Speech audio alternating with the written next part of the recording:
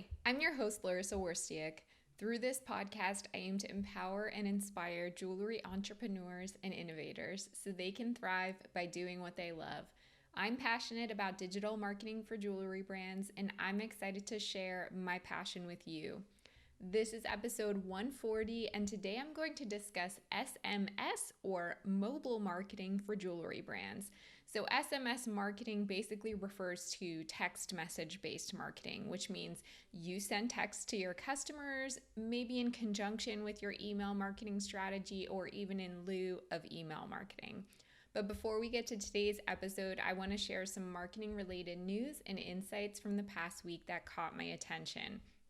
So first, there was a really great update type of article from JCK about the state of jewelry sales. So jewelry sales in July jumped 83% over the last year. That's really exciting and great news. Overall, retail sales in July 2021, excluding auto and gas, actually rose 10.9% over the previous year. This is fueled in part by pent-up savings and the child tax credit that was part of President Biden's American Rescue Plan. In general, brick and mortar in-store sales made up 81.9% of total retail sales for the month, and in-store sales grew 15.5% over July of last year. So the July numbers are really reflecting a return to in-store. Do you have a brick and mortar store or in-store retail presence? I would love to hear if you are experiencing these kinds of numbers in your space. So next, I saw a great article from practicalecommerce.com that was all about lifecycle marketing, which is something that I've never really talked about on this podcast. So when I saw it, it really sparked a thought in me that I should mention this to you. So what is lifecycle marketing? It connects a business and its customers, providing the proper communications at the proper time. When done well, it can really help retain buyers and provide a better overall shopping experience in general. Lifecycle marketing should really be viewed as a relationship instead of just email or text messages or like one-off communications, with lifecycle marketing really focused on building an ongoing long-term relationship with your customers. It's also a conversation with your customers, and I think this will really tie in well to the topic I'll be discussing on the podcast today with SMS marketing and its goals. Lifecycle marketing is kind of similar to dating. It's helpful to brands to think about real life scenarios that carry over into customers' lives. Lifecycle marketing is knowing how to communicate with each customer at scale. So even if you have a lot of customers, understanding how to personalize your messaging to different segments or even one-on-one to different customers. So again, it's super important to think about marketing as a relationship at its core, to stop getting caught up in the technology aspect of marketing and the tactics of marketing, and to really think about how you can build those lasting relationships with your customers. And then finally, an article from the New York Times is all about a trend in jewelry right now, nostalgia. Y2K culture is alive in jewelry and accessories. So brands are taking all the tacky aspects of Y2K culture and refining them and making them fun and joyful in jewelry designs. Accessories are now supercharged with bright colors, kitschy patterns, and beads to stand in contrast to the pandemic's new normal of masks and comfortable clothing. So it's almost like a rebellion against this kind of like boring covered style that we need to present. So why not accessorize with these fun looks that are a throwback to a time where for some people was a more simple time. Maybe they look back on that time fondly. So consumers are definitely looking for bolder ways to express themselves. And this year, accessories have been a way for people to really stand out and express their individuality.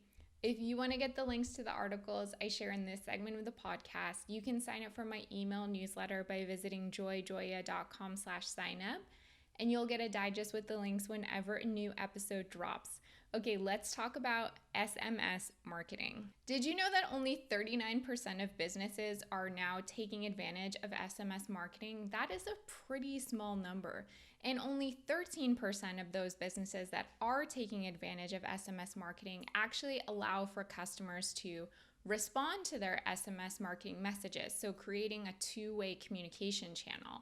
However, on the other end of that, 64% of consumers think businesses should contact them via SMS more often, and 50% of consumers say they would opt into an SMS loyalty program if they were offered things like flash sales, deals, or coupons in return. So one of the most common complaints that I hear from jewelry entrepreneurs, probably every day I hear this from someone, is that they really have trouble standing out from the crowd, especially on social media and with email marketing. Both of these platforms are super crowded. On Instagram, there's a ton of jewelry. How do you really distinguish yourself and stand out and be unique? With email marketing, people are bombarded with promotional messages, hundreds of them on a daily basis. How can you really get yourself to stand out? In episode 135, I had a guest and we talked about handwritten notes in marketing and how direct mail and print marketing can now be one way to stand out because not many brands are doing it. I think there's also another opportunity in SMS marketing with not as many businesses as you would think doing it. And I actually see in the jewelry industry very few jewelry brands actually utilizing SMS marketing effectively. So if this is a channel that you think would resonate with your customers, I think you should definitely at least learn more and then consider taking advantage of it. I personally love receiving SMS marketing messages from my favorite brands. Since this tactic is not as common or prominent, I'll only really sign up for brands that I love, so my curated list of texts from brands doesn't feel super overwhelming, and I get kind of excited when I get that notification on my phone that I've received a new text, especially if it's telling me something really valuable about a brand that I already love and follow and want to hear from. It also feels more immediate and urgent, so it's perfect for things like flash sales or timely updates. Honestly, I'm often really overwhelmed by my email inbox and try to avoid it at certain times of the day, so I'm happy to get really simple, clean, direct, and to the point texts with short messages, and then I just delete them or ignore them if I'm not interested. It's such a small portion of my time or attention that I don't mind it very much. The frequency is also usually much more manageable than email. Sometimes from the brands that I follow, I don't typically receive texts more than once a week or sometimes bi-weekly, but when it comes to emails, I'll sign up for a brand and sometimes get daily emails, and that is way too overwhelming for me. So if this is something that's interesting to you, how can you get started with SMS marketing? First and foremost, like with any marketing tactic, you really want to decide on your goals and set really specific, measurable, attainable, relevant, and time-based goals, those SMART goals. Do you want to send regular updates to your customers and stay top of mind with them? Do you want to convert them and make more sales? Do you want to have an open communication channel for your VIP customers, so using a two-way text communication service? Decide on the specific goals that you'd like to achieve before you actually start putting any sort of SMS strategy into place. Next, you want to make sure that your e-commerce website is fully optimized for mobile shopping. I mean, this is just a best practice in general since more and more people are browsing and shopping from smartphones and other mobile devices. Shopify themes in general tend to be pretty well optimized for mobile, but that doesn't mean that your Shopify theme is perfect or that it's working at its highest potential. So you may want to work with a web developer who can audit your mobile site and make recommendations for how you can improve it, whether that means increasing the page load speed, putting certain search and navigation features in place, whatever that is. Make sure that the mobile version of your website is very strong. Next, you're obviously going to want to choose a technology platform that will allow you to facilitate this SMS marketing. It might be a no-brainer, but this type of marketing does not mean that you're just on your personal phone texting people one-on-one. That's not how this works. It actually has to come from an SMS marketing provider, the same way that your email marketing campaigns would as well. So this platform is something that will enable you to stay compliant with all the rules and regulations and give your subscribers a chance to opt out if they no longer want to receive texts from you. So some of the more popular providers, and you can definitely do your own research on this because there are a ton of them out there, all with different features and pricing structures. Some have free trials, etc. Easy Texting is one of them. That's the letters EZ texting. Twilio is another one, and Attentive is a third option. Again, do your own research about it. Every brand has different needs and requirements when it comes to SMS texting. So I would recommend, if there are free trials out there, to sign up for them, test them out, see what you do and don't like about them. This will be a really individual decision for you. So you'll definitely want to know the rules about adding people to your SMS marketing list, and then the rules about actually communicating with people. Customers must explicitly opt into your list, so you can't just add people willy-nilly, and they must also have an easy way to opt out, the same way that it is with email marketing. It is slightly more complicated if you're sending text marketing to people outside of the US, because there are actually stricter laws in other countries due to GDPR. But you should basically familiarize yourself with the rules and know what you're getting yourself into so that you don't get in trouble with your marketing. But again, I don't mean to scare you with SMS. This also holds true with email marketing and most digital marketing communications. So you should just be aware of the rules and regulations in general. In your opt-in for SMS marketing, you want to be really clear about what customers can expect when they receive text from you. The same goes with your email marketing opt-in. Is this a VIP program? Will the people who sign up be the first to hear about new products and collections?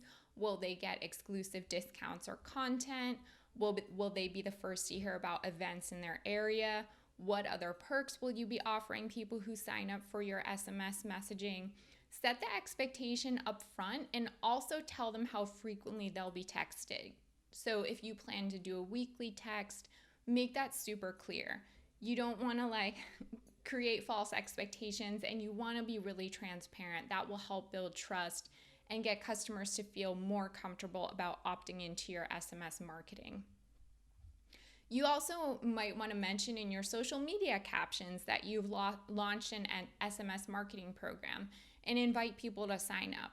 Or you can cross-promote this in your email marketing. So maybe there's a campaign that you send that's specifically about the launch of your SMS marketing, and you can invite people to sign up that way. As you continue moving forward with the SMS marketing, you definitely want to pay attention to the data and use that to better cater to your customers. Because remember, at the end of the day, this is about improving the customer experience and giving your customers better and easier access to you. So once customers start signing up for your list, you'll be better able to understand their behavior. Are they clicking on links that you send them? Are they opening the text? Do they write back and attempt to start a conversation with you? Do they have questions about products? Once you have better data about this, you can start making better educated guesses about your customer and actually kind of tweaking and changing and evolving your SMS marketing strategy over time to deliver better content to your customers so that they remain loyal to you and that they stay subscribed to your list. Another thing that's really important about SMS marketing is you want to think about it as its own medium. This is not like email. This is a text. Texts are usually really short and punchy and fun and to the point. So they should not be regurgitating your email marketing messages or just be like a copy of your email design. It can definitely complement your email marketing and maybe have a similar message, but the actual way that it's written should be adapted to the medium. So this is not a time to do like a word dump in a really long text. Nobody likes getting text like that. It will make your customers super angry. So this is a time to practice brevity, getting to the point, and being really compelling in a short space. You may want to enlist the help of a copywriter to help you do that. You also obviously want to make sure that you're in alignment with your brand messaging and that you're using your brand voice to communicate in your text messages. So, if you've never done this exercise before of developing your brand voice, SMS marketing can really help you hone in on that because you have to imagine your brand almost as a person who's communicating via text. So, how can you do that effectively? What kind of words are you using? What kind of tone are you using? These are all important questions to ask. You also obviously want to measure your results over periods of time and then continue to iterate your strategy. So, some key performance indicators or KPIs that you'll be using to measure the success of your SMS marketing include click through rate or CTR, your conversion rate, list growth, unsubscribe rate. Honestly, this is very similar to email marketing. So, if you're familiar with email marketing KPIs, then you'll already have no problem measuring the success of your SMS marketing campaign. So, what do you think? Is SMS marketing something that interests you? Do you think that you want to try it for your jewelry brand? I'd love to hear your thoughts and feedback. You can always email me, Larissa. That's LARYSSA @joyjoya.com.